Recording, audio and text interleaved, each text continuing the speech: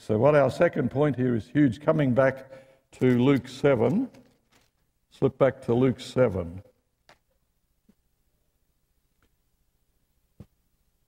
So he chooses the Jewish elders and he sends them to Jesus to represent him. Oh, what a mistake, huh?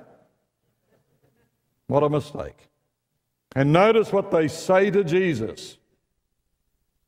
You could never be more misrepresented if you tried than by what happened to this beautiful man.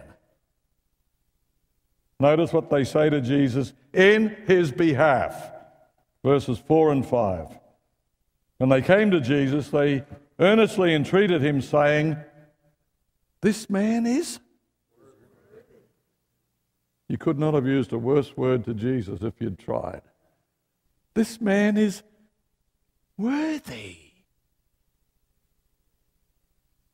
He is deserving." By the way, when the centurion finally wises up a bit,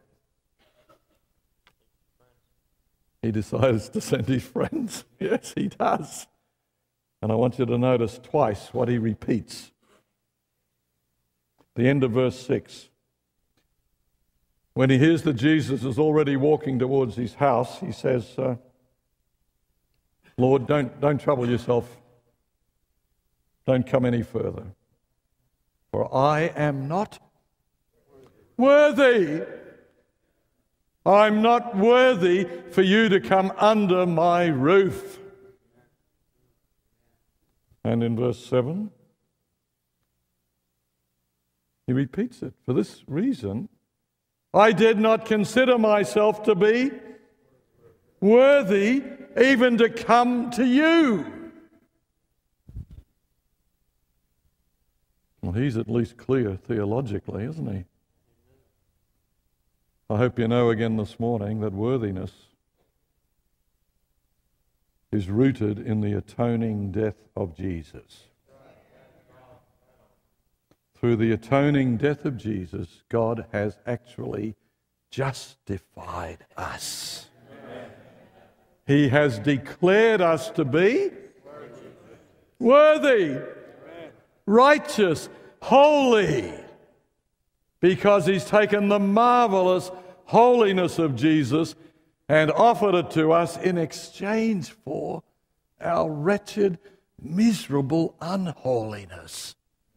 It's the greatest bargain in history, and there are still so few people ever reaching out their hands to God on a daily basis and saying, "Thank you.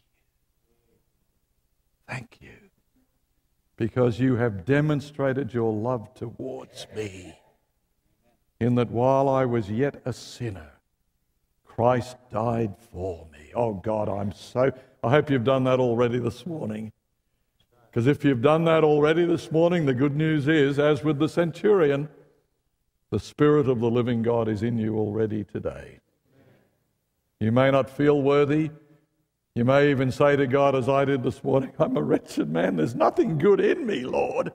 But by faith, I am claiming the privilege today. I consider myself to be dead to sin. Not because I feel it, but because you have accepted Jesus in my stead. And I want his life in me for another day.